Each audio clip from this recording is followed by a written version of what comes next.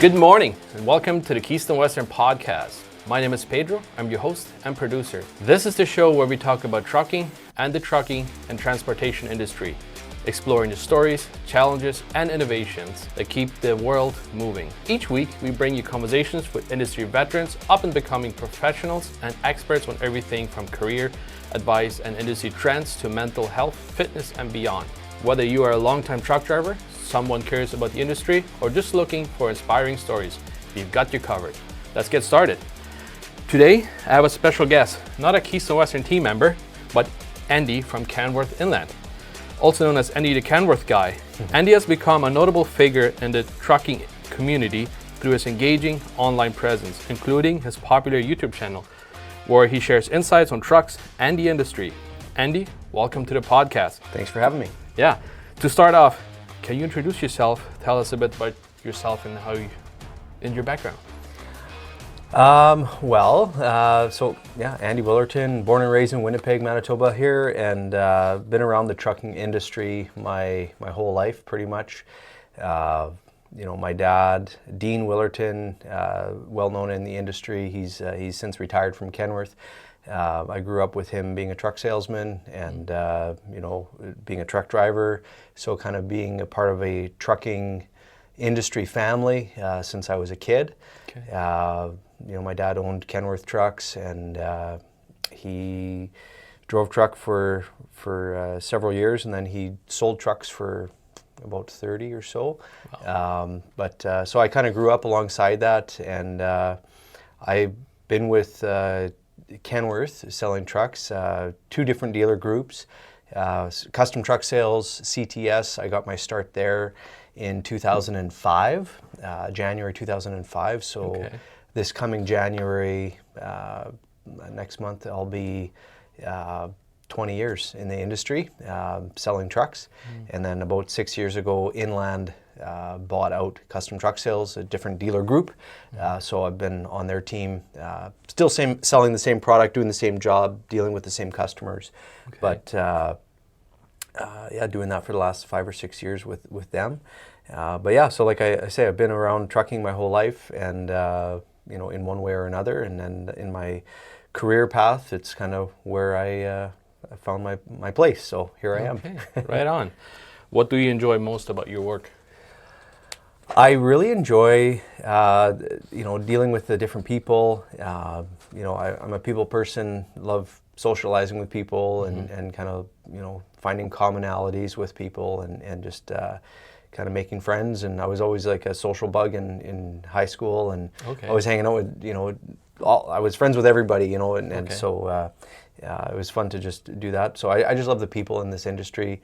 I love the traveling part of it too. I get to kind of cover different parts of Manitoba, Northwestern Ontario. I have customers coast to coast in Canada, and so it's neat to sometimes I get to travel to those different places, meet customers on their own home turf, and like this week I was in Ontario for a couple of days, and just different parts of the countryside. It's nice to travel around. Like a truck driver, they get to see the world, right? Me, not on the same scale, but a little bit. And the people that are in the industry, and just getting to see different parts of the world is kind of fun. Yeah.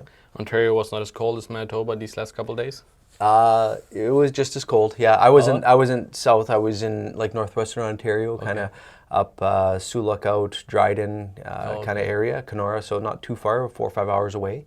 But it was chilly, minus 30 Celsius. Ooh. So yeah, it's pretty cold for December, right? Yeah, it's more January kind of temperatures, but we need the ice. We need the ice to come in. I have a lot of customers, or I have some customers that haul on the winter roads up north, and it's still early in the season for the season to get started, but they need the ice to come in order to haul the loads up to the northern communities and kind of service their customers. So the cold weather is definitely needed for some of my customers. When they're successful, they need trucks, and that'll make me successful if they're buying from me. So yeah, exactly. Yeah. Last year, I think was a little bit of a struggle with the winter roads, right? It didn't get cold enough, and I know that here at Keystone we were struggling with getting trucks onto it. Yeah, last season was tough for guys in the winter road season. The guys in the snow plow, like guys that do contracts with hauling snow, they were slow. Guys aren't buying toys to go play in the snow, so guys that haul snowmobiles and stuff like that, they're going to struggle as well. Not maybe get the loads that they're expecting, and just kind of we need the change of season in the Manitoba market. It definitely helps our economy. That's for sure. Yeah, it's not Jamaica after all. Yeah, exactly. So outside of work, what hobbies or activities do you enjoy? Oh boy. Well, I'm very busy with my family. I got 3 kids. My oldest son is living on his own, and he's in his 20s. And then I got 2 younger kids that are in their approach. One is a teenager, one is approaching that age too. So that keeps me really busy. Love doing stuff with the family. We like to go up to a cottage on the weekends and just kind of relax up there, and so I'm busy with that. Managing the cottage, but I love the outdoors. Big into fishing, ice fishing. Ice fishing. Yeah, nice. I love ice fishing. Love open water fishing out on the boat. I love snowmobiling and quadding and all that kind of stuff. So anything outdoors. Anything outdoors, I love doing that. I'm a bit of a techie kind of geek, Okay. tech All right. nerd. All right. So like I took my hobby with, dabbling with photography and videography. About 7, 8, 9 years ago, I started to do the Kenworth Guy stuff on social media, similar to like what you're doing with social media. And that was a fun thing to get into. And as you grow the channel, you get better equipment and you grow that. So like it's a job, but it's a hobby that kind of helps my main job. But yeah, it's a fun thing to do too. Yeah. So that's another hobby that, so family and work is kind of what I get into. And then wintertime, I go hard into snowmobiling. I really enjoy that. Yeah.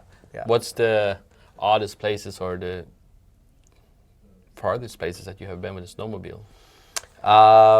I've been up as far north as Flyn FL.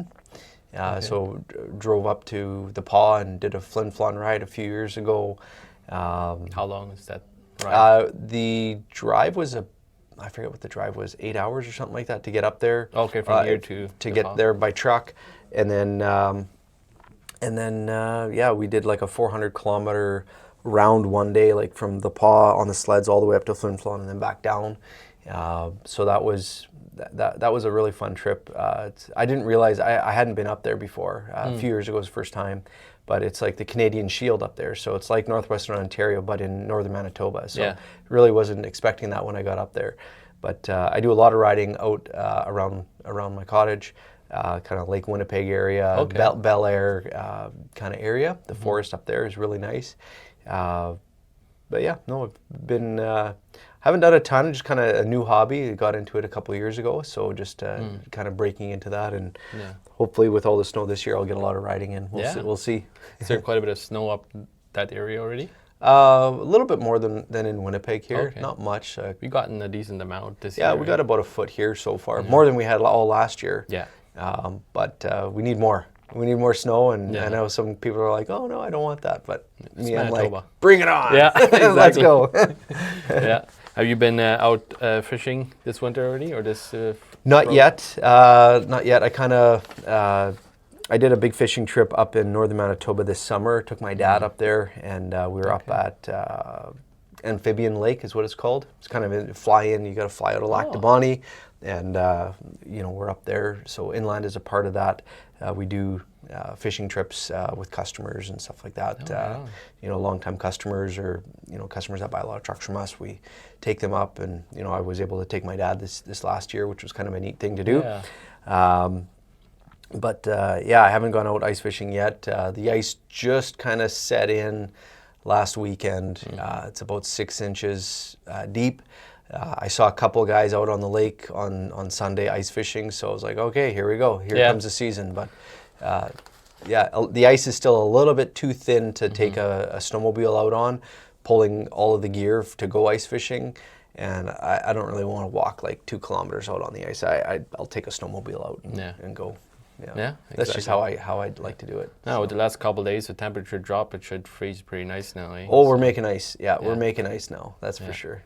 So you talked about it earlier a little bit. I want to talk about your approach and what you do in marketing, or like, you know, your sales approach.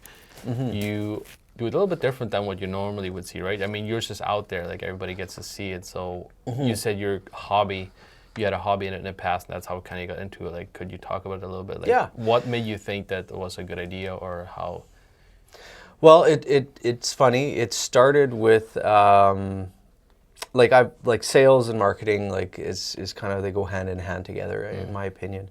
You know, we're marketing our trucks, and then, you know, getting a customer to pick up the phone and call us, you know, getting them interested in the product, and then you gotta help them buy it, you know, sell. The product is a great product. Kenworth trucks, you know, they sell themselves, in my opinion. You know, they're but we got to educate the customer. And so it started probably about 10 years ago. I had a customer one time called and asked me for some pictures on a truck that we had for sale.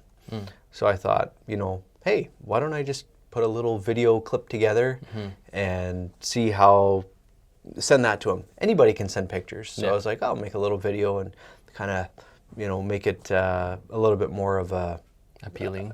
Yeah, exactly. Try and do something a little bit different, make it more exciting. And so I put a little video together, put it up on YouTube, said, here's a couple pictures, and I also put a video of the truck, me walking around it.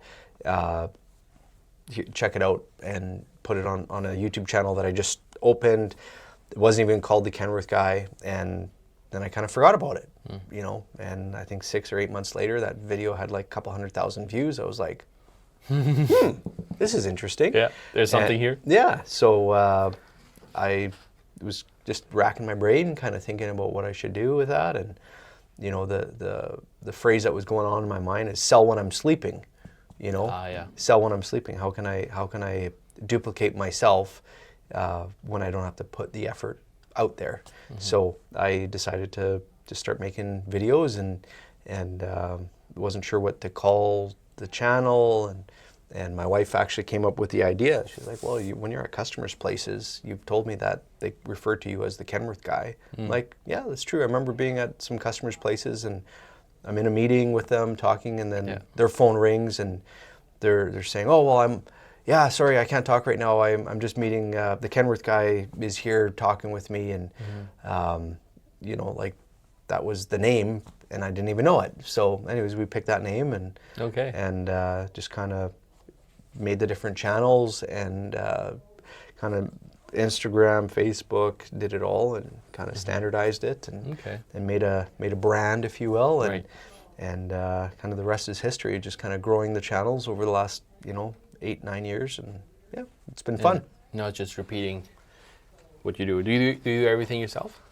I do, yeah. That's a full-time job. It is. It's hard work. So it's it gets a little daunting sometimes, to be honest. And sometimes I feel like throwing in the towel and just saying I'm done doing this channel, and just because it's a lot of work, and you know, you feel obligated to have to do it, and you don't want to let your audience down, and or customers. You know, customers buy trucks, and they're like, oh, I'd really love to make sure you do a video on my truck, and so I know that it's grown into an expectation that I have to do it, and don't get me wrong, I do enjoy doing it, but just sometimes the pressure of, you know, having to do all the things that you have to do in your job day to day, you know, sell trucks, go out and see customers, you know, look after issues and problems, and then your family, and you know, you want to have a life to yourself and have your hobbies, and then if your main hobby is supporting your job, it's kind of like all work at once, and sometimes it's tough, you know, but yeah, you know, you just stay at it, and you know, work like nobody else today, so that you can work like nobody else tomorrow. You know, exactly. So it's kind of like an investment, right? Yeah. You're investing in yourself. And it's fun too, because you know, I get guys from all across Canada and the U.S. Calling me saying, "Hey, I saw a build that you did on a truck here," and I'm like, "Oh, that build was like 4 years ago. You know, I want to build a truck with you but I want to build it just like that truck that you built." And so it's like, wow, that's pretty neat to have a lot of that hard work that went into that video like 4 years ago pay off today, and get to help a customer build their dream truck similar to what they've seen that I've done before. Yeah. You know. Whereas, and if you do one truck and you just sell it, and it might speak for itself for a little bit, but then it's just another truck on the road, right? Yeah. Yeah, that's right. Yeah. So that's very neat. So in your years of selling trucks, have you seen customers' needs and preferences evolve? Yeah, definitely. They want to, and it's changed with the industry changing the technology that comes on the trucks. So, you know, their needs has changed. You know, with emissions coming out and DPFs coming in trucks in 2008 or 2007, the DEF systems coming out in 2010, and all the emissions changes, industry regulation changes. So it's always a pushback from customers, and you know, not wanting to adopt the new technologies, and then or the issues that go along with the new technologies as they come out, and then working through those problems. You know, definitely I think that the evolution of it for me is just trying to keep customers happy with the technology that is available for me to sell under the regulations that as a dealer we have to work under, right? You know, or a manufacturer that we have to work under. So it's and that's the EPA, the climate change, Canadian climate change regulations, you know, federal motor vehicle safety standard changes, and all the boring stuff that we have to, as a manufacturer selling their product, we have to deal with. It's challenging for that. You know, the one of the latest things, you know, going forward for next year, 2025, the EPA is limiting how many manual transmissions we can sell. Okay. So a lot of old school truckers that, you know, or certain applications that may require a manual transmission, they're going to be kind of forced into going to an automated or full automatic transmissions. So that's going to make things challenging to adapt and educate those customers into that. So I don't know if that really answers your question. Yeah. You know, as far as what customers' needs have changed, it's the customers' needs have, I think, always been the same. Yeah. They want to have good product, that's reliable. They want to be able to get home. They want to make good money, have a truck that gets good on fuel or can earn them good profits. And you know, some of those industry changes work against the customer's goals or needs. So it's just kind of helping them navigate and walk through that. Yeah. I feel like a lot of people's perspective of emissions, like I'm not going to say I'm for it or against it either way, is based on when it first came out, which it was a lot of issues. But what is your take on that, like how they have changed? Because there's obviously been a lot of evolution on that. Yeah, so, you know, when I first started in 2005, there was EGR, exhaust gas recirculation, that came out. You know, customers would have to, like on ISX, they'd have to replace an EGR valve.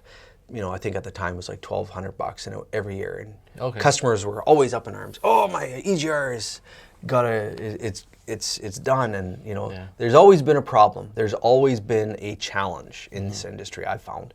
You know, DPFs came out, and that was a big change in the industry. You know, getting derated because of emissions is a big frustration for customers. It's like, why the engine is fine, the emissions is not working, and so it's slowing me down and cutting into my productivity. So that's frustrating as a dealer to have to work through, I think. Yeah. Or as a driver or company owner to have to work through. You know, the nice thing is the last, you know, few years, the emissions hasn't really changed a lot. It was a big change in 2007 with DPFs, a big change when they added DEF in 2010, and then 2013 a revision, 2015 a revision, 2021 a revision, 2024 a revision. 2010 till now has pretty much been the same system in place, Right. maybe slight tweaks to it over a big improvement in 2018. So it's nice that we've been able to kind of have somewhat smooth sailing the last few years after these latest generations, but there's more emission changes coming again in 2026. So there's going to be another big change, similar technology, but they're changing the delivery method of how they're going to do a burn, a regen, and there's new heaters being installed on the trucks, a generator installed on the engine to power those heaters. So that's going to create some pushback from customers, I think, and it's a big change. So there's always gremlins to work through to kind of figure those things out before it's smooth sailing again. Yeah. But so we'll get through it. Yeah, definitely. Well, there's no choice, right? Like, there's only one way that's forward or standstill. But and I'm sure once they come out, we will hear all the negative parts of it. So what do you think are some positive, if you can? To the emissions changes that are going to come? Yes.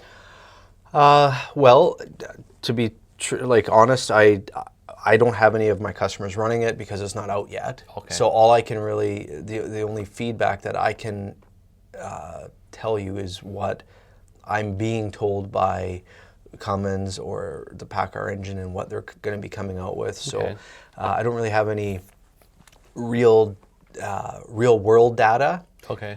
To feed that back to you, but what they're saying is that it's going to be more reliable. It's going to be more fuel efficient, but it's yet to be seen in my opinion before I can really give you an honest answer on that. Okay. No, that's kind of just looking for and that's just me myself saying that. That's not Kenworth saying that. That's not Inland saying that. That's just me and myself with my opinion on what's coming down the pike. Yeah. No, I was just kind of curious. Usually, producers like Cummins or Packar, when they come up with something new, or anybody, Volvo, they want to make something that works best for their customers. So that's why I was curious, what are they kind of doing with that? What might be the good positive side of it? Like fuel economy, that's for me that spikes. So fuel economy, one of the customers that these engine manufacturers have is the EPA, the Environmental Protection Agency. So they have to keep them happy. Okay. They need to reduce their parts per million of NOx, nitrous oxide, or carbon. So they need to lower their carbons to keep their customer, EPA, happy before they can keep their customer, owner-operators, and companies happy. Right. So if they can't build a product that they'll be allowed to build, they got to look after that first and then improve that and deliver a product that's going to work for the next guy. That makes sense. Yeah. Yeah. So the transmission, I read just the headline of it. What is the reason, the idea behind it? Like fuel economy, or that they're going from manual to automatic? Or? So there was a bulletin. You're referring to the bulletin that you saw leaked on Facebook or something like that? Yeah. So I don't know where it came from. I've seen that bulletin on our internal system, and I don't know, talking about it on a podcast or whatever, if I get in trouble or not. But it's pretty public, and I don't think that's a big deal. But basically, the whole push behind it, as a manufacturer of trucks, in my understanding of how they have to deal with it, every truck gets a greenhouse gas score, a GHG score, and if it's below a certain grade, if it's a dirty truck, they can't build it. So based on our mix of types of trucks that we build, whether it be on highway aerodynamic trucks with automatic transmissions, and they're fuel efficient, and they have fuel efficient devices, flow blows in the wheel wells. sleeper extenders, 5-minute idle shutdown timers, low rolling resistant tires, all those things that go into a greenhouse gas score. If they score well, they're good, and they keep the EPA happy. If they're scoring bad, building like a W900, like what Josh drives, right? So, W900 manual transmission, big Cummins, it's not aerodynamic, doesn't have all these other things that the EPA is looking for. Right. It gets a bad score. So it's basically our hand is being forced by the EPA to build more trucks that are aerodynamic, that get a good greenhouse gas score, so that, and then they're going to allow us to build a certain percentage of trucks with manual transmissions that maybe don't score as good. So that's kind of the broad picture of it, what we're up against, but that's kind of how that works. Yeah. But the demand for manual transmission is not as high anymore than it used to be, right? A lot of the work that I do, I sell a lot of trucks to owner-operators. Oh, yeah. Okay. They like to drive the truck because they know they're experienced owner-operators. I sell a lot of trucks to vocational customers, guys in construction, logging, road building, etc., stuff like that, or heavy haul. Those guys will want to shift their own gears and have that control. Yeah. So that's going to be challenging for those markets to accept it.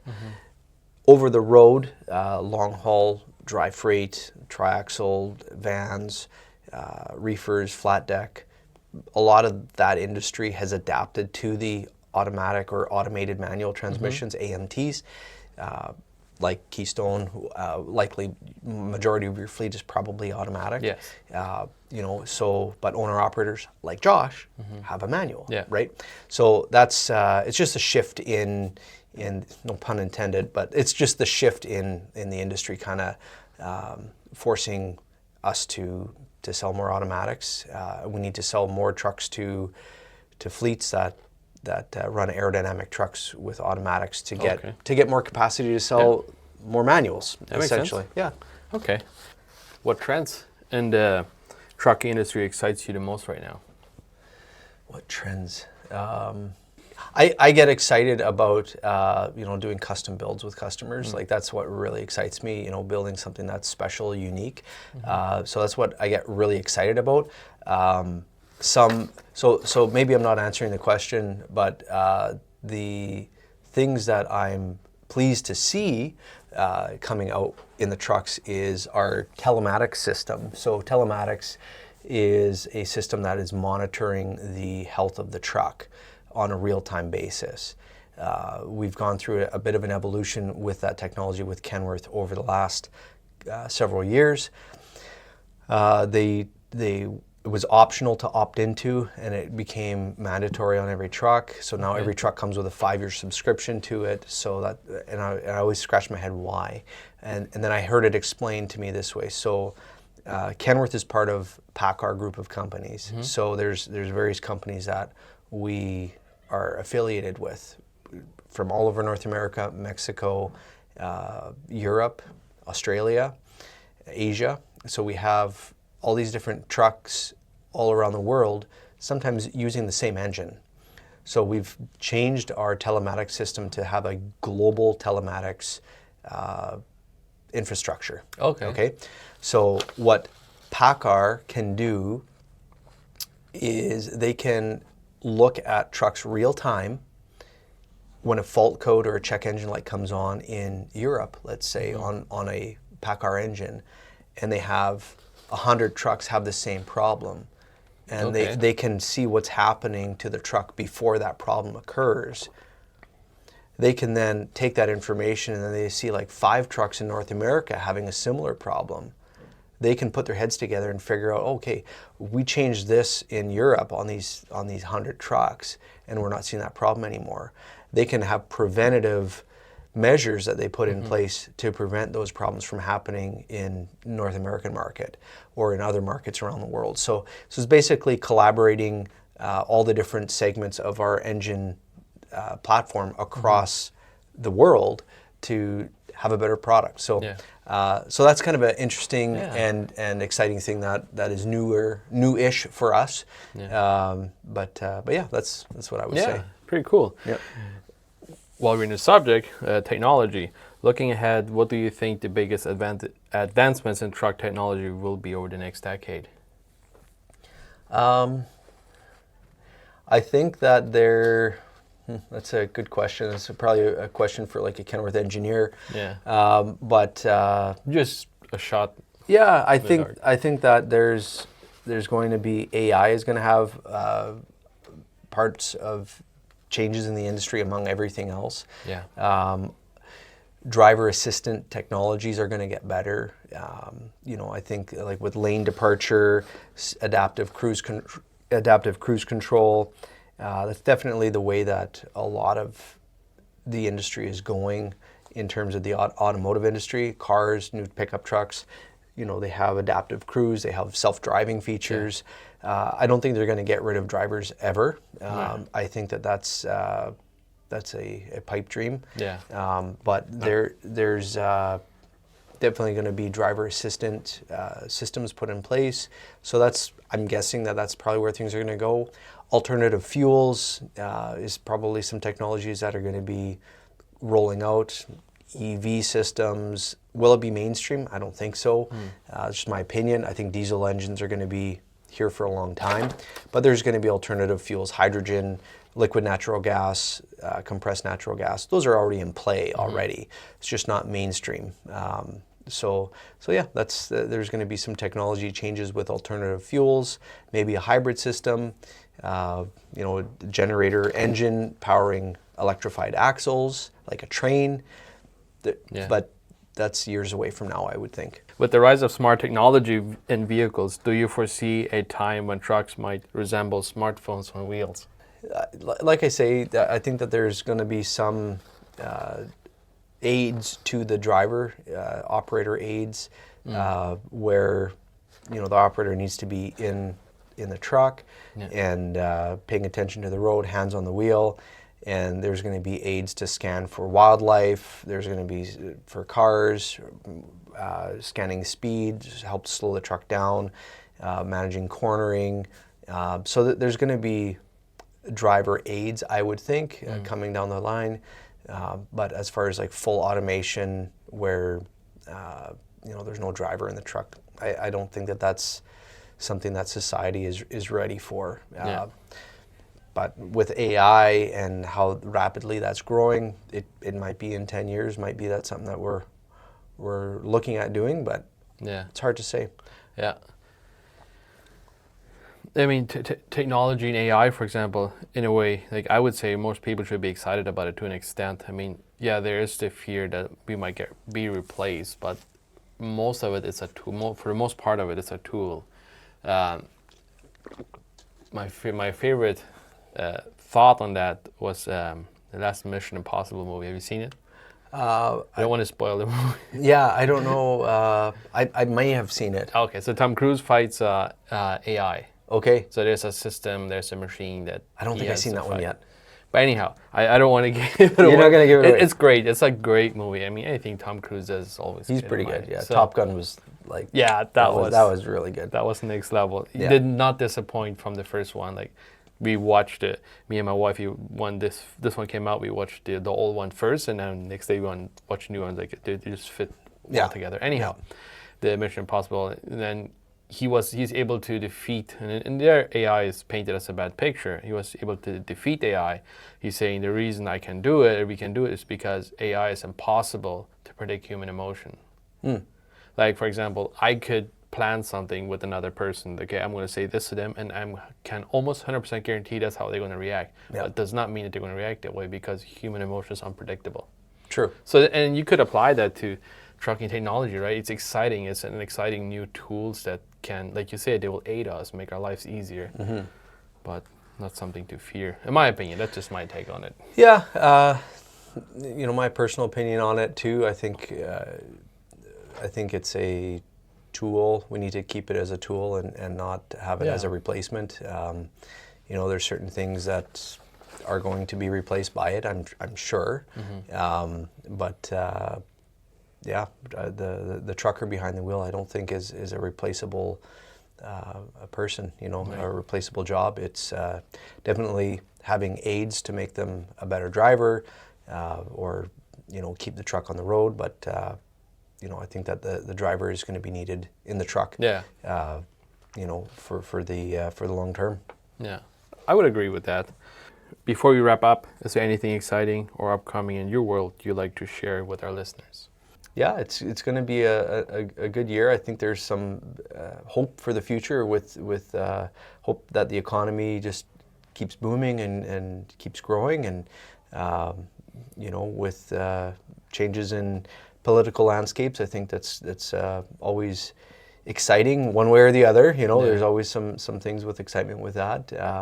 But there's always some really cool builds that some customers that want to partner up with me that I have fun doing, and it's fun to put those out there, and I think good days are ahead. But just keep on trucking and keep on moving forward. Yeah, keep buying Kenworth trucks. Yeah, exactly. You want to tell our listeners quickly where they can find you? Okay.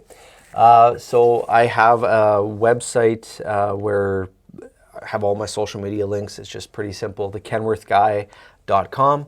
I'm on Facebook, Instagram, LinkedIn, YouTube, Snapchat, all. Okay. Pretty much TikTok, your favorite platforms. For the most part, I'm there. So just search up the Kenworth Guy pretty much on any of your favorite platforms, and you'll find me. All right. Yeah. Awesome. Thank you for being on the podcast. Yeah, thanks for having me. Appreciate it. Thank you for watching. See you next time.